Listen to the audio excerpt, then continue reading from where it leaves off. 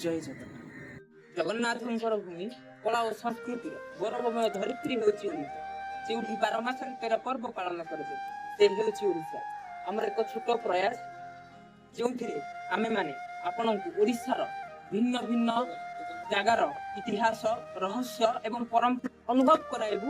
आज आमे सेति पय जे से पहुंचिचु खोरखा जिला बोलगढ़ ब्लॉक रे गोटे कुनी रथ कुनी कलाकार युव कलाकार माने मिसी एक सुंदर रथ निर्माण करुछंती तांको पाखरे आज आमे आसी पहुंचिचु।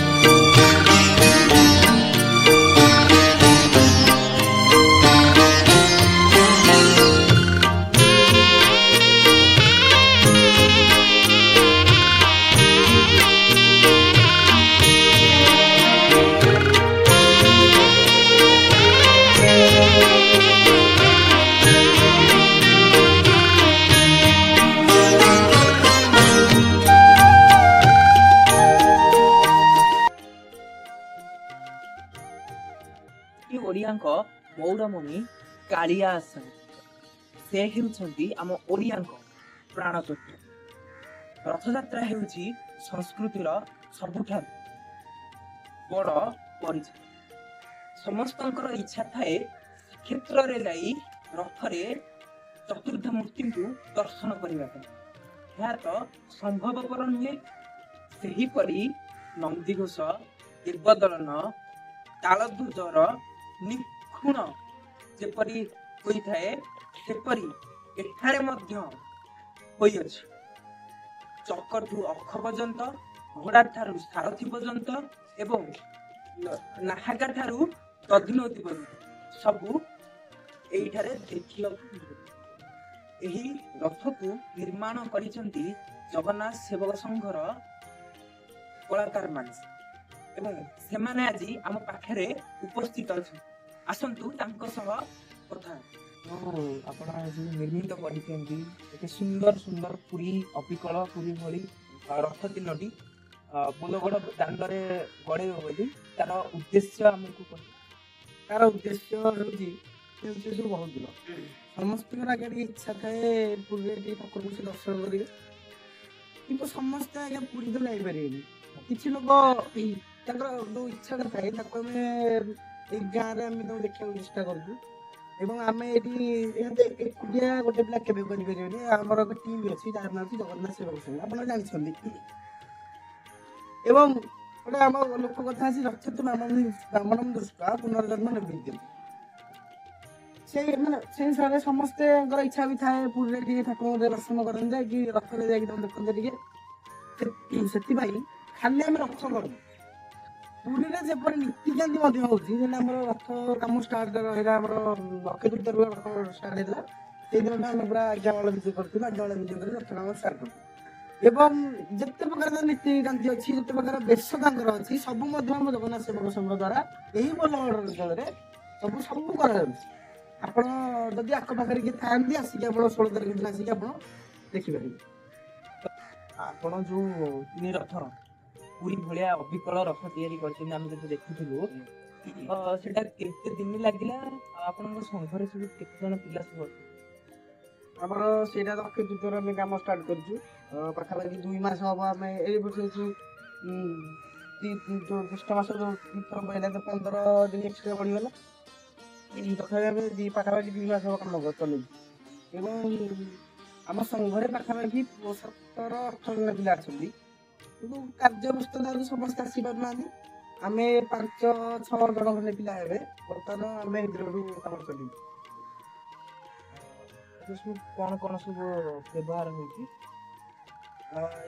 अनेक प्रकार जिन लगी कार्बन होगा काठ होगा विभिन्न प्रकार रंग होगा स्टोन होगा कपड़ा होगा अथा होगा बहुत जिन व्यवहार हो ଯଦି ଜଣେ ଚାହିଁବ ସେ ବୋଲଗଡ଼କୁ ଆସି ନ ପାରି ସେ କେମିତି ଦେଖିବ ପାରିବ हाँ ଆପଣ ଆପଣ କ୍ୟାରିୟର ଆଙ୍କ ଚ୍ୟାନେଲରେ ଆପଣ ଦେଖିପାରିବେ।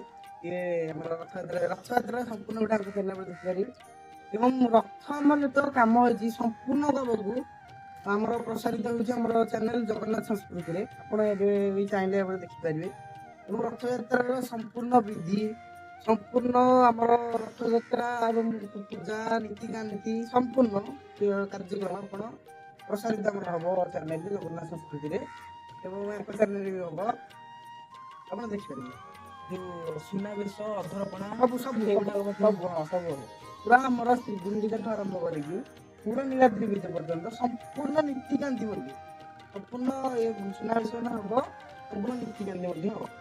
ତ ଏଠି ଯୋଉ ବୋଲଗଡ଼ରେ ଆପଣ ରଥ ଗଢ଼ିବା ପାଇଁ ଟାଇମ ଟେବୁଲ କିଛି ରଖୁଛନ୍ତି? ଟାଇମ ଆମର ସେଦିନ ଆମର ସବୁ ନୀତି ବର୍ତ୍ତମାନ ତ ହେଇନି। କାଲି ଆମେ ଏମିତି କେତେବେଳେ କଣ ହବ ଆମର ଜଣେଇଦେବୁ ଆପଣଙ୍କୁ। ତଥାପି ସକାଳୁ ଆମର ଅଛି ପହଣ୍ଡି ବିଜେ ସକାଳ 6ଟା 7ଟା ଭିତରେ ସରିବ। ଏବଂ ରଥ ପ୍ରତିଷ୍ଠା ଅଛି। ରଥ ପ୍ରତିଷ୍ଠା ସରିବା ପରେ ରଥ ଗଡ଼ା ହବ ସକାଳୁ। ଏବଂ ସନ୍ଧ୍ୟାବେଳେ ଆପଣ ଦେଖିପାରିବେ ବୋଲଗଡ଼ ଯୋଉ ବଡ଼ ରଥ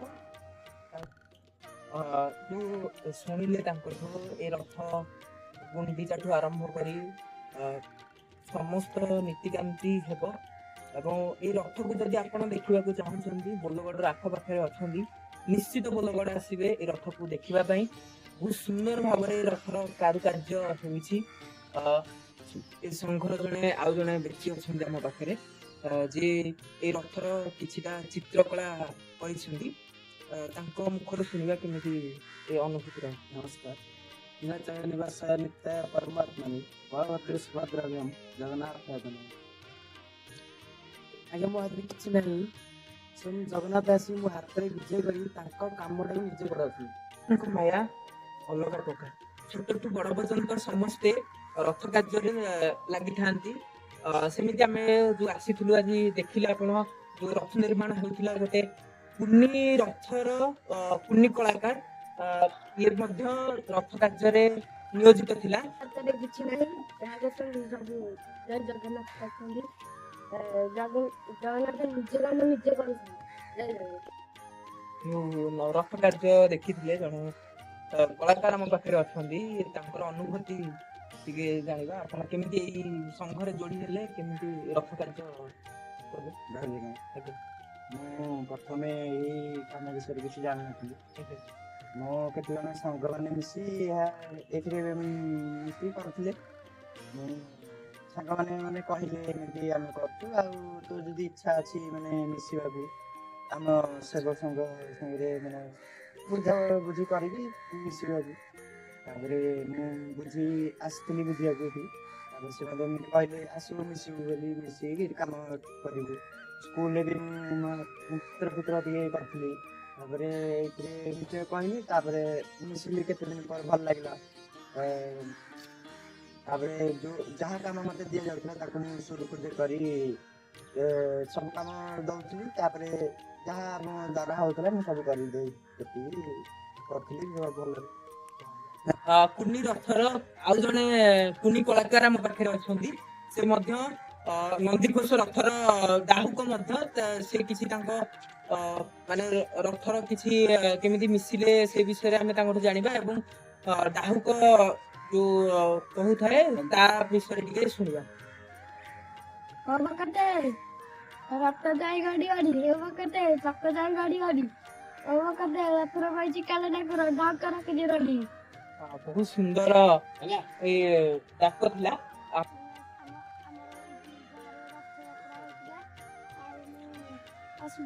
କାମ କରୁଥିଲି ଆଉ ପିଲାମାନେ ମତେ ଶିଖେଇଲେ ଡାକ। ଶୁଣି ଭଲ ଲାଗୁଛି। ଜୟ ଜଗନ୍ନାଥ। ନିର୍ମାଣ କାର୍ଯ୍ୟରେ ସମ୍ପୃକ୍ତ ଜଣେ ଯୁବ କଳାକାର ଆମ ପାଖରେ ଅଛନ୍ତି ଆଜି। ସେ ବି ରଥ କାର୍ଯ୍ୟରେ ସମ୍ପୃକ୍ତ ଥିଲେ। ଆପଣ କିପରି ସଂଘ ସହ ଯୋଡି ହେଲେ କିଛି କହିବେ? ପ୍ରଥମେ ମୁଁ ଜଗନ୍ନାଥଙ୍କୁ ପ୍ରଣାମ ଜଣାଇ କହୁଛି କି ଯେ ମୁଁ ପିଲାଦିନେ ରଥ କାର୍ଯ୍ୟ କରିବାରେ ବହୁତ ଆଗ୍ରହ ଥିଲା। ଶେଷରେ ମୁଁ ନିଜର ସାଙ୍ଗସାଥି ମାନଙ୍କ ସହ ମିଶି ତିନି ରଥ କରିଛୁ। ଯାହାକି ପୁରୀ ନୀତିକାନ୍ତି ଅନୁସାରେ ହେଉଛି। ଓ ବିଶେଷ ଆକର୍ଷଣ ହେଉଛି କି ଆମର ଏଇ ତିନି ତିନି ରଥ, ଯାହାକି ପୁରୀର ରଥ ପରି ନିର୍ମିତ ହେଇଛି। ଏହାର ସୂକ୍ଷ୍ମ ସୂକ୍ଷ୍ମ ଚିତ୍ରକଳା ଠାରୁ ଆରମ୍ଭ କରି ରଥଟିର ବେଶଭୂଷା ଓ ଭଗବାନ ଜଗନ୍ନାଥଙ୍କର ବେଶଭୂଷା ସହ ତାଙ୍କ ଭାଇ ଭଉଣୀ ଓ ତାଙ୍କ ଅସ୍ପୃଶ୍ୟ ସାରଥୀ ମଧ୍ୟ ତିଆରି କରି ଆମେ ଛୋଟ ଛୋଟ କୁନି କଳାକାର ମାନେ ଆମେ ଦିନ ରାତି ଏକ କରି ପ୍ରାୟତଃ ଅକ୍ଷୟ ତୃତୀୟାଠୁ ଆରମ୍ଭ କରି ଏପର୍ଯ୍ୟନ୍ତ ରଥ କାମ କରି ଆସିଛୁ। ଆଉ କେଇ ଦିନର ଅପେକ୍ଷା ନୁହେଁ, କେଇ ଘଣ୍ଟାର ଅପେକ୍ଷା ଆମେ କରିଥିବା କୁନି ରଥରେ ଭଗବାନ ଚତୁର୍ଦ୍ଧାମୂର୍ତ୍ତି ବଡ଼ ଦାଣ୍ଡରେ ବିଜେ କରିବେ ଓ ଚତୁର୍ଦ୍ଧାମୂର୍ତ୍ତି ମୂର୍ତ୍ତି ଭାଇ ଭଉଣୀ ସବୁ ମିଶି ତାଙ୍କ ଶ୍ରୀମନ୍ଦିରରୁ ଶ୍ରୀଗୁଣ୍ଡିଚା ମନ୍ଦିରକୁ ଯିବେ। 9 ଦିନ କାଳ ରହି ସେଠି ପୁଣି ନିଜ ବାସସ୍ଥାନ ଶ୍ରୀମନ୍ଦିରକୁ ଫେରିବେ। ତାଙ୍କର ନୀତିକାନ୍ତି ଅନୁସାରେ ସୁନାବେଶ, ନୀଳାଦ୍ରି ବିଜେ, ଭଗବାନଙ୍କର ଅଧରପଣା ସବୁ ନୀତିକାନ୍ତି ଅନୁସାରେ ହବ। ଆପଣମାନଙ୍କୁ ଅନୁରୋଧ କି ଆପଣମାନେ ଆମେ ତିନି ରଥ କରିଛୁ ଓ ଆପଣମାନଙ୍କୁ ଅନୁରୋଧ କି ଆପଣ ଆମ ରଥଯାତ୍ରା ଦେଖିବାକୁ ଆସିବେ ଓ ଆପଣ ମିଶିକି ରଥଯାତ୍ରା ପାଳନ କରିବେ। ଜୟ ଜଗନ୍ନାଥ।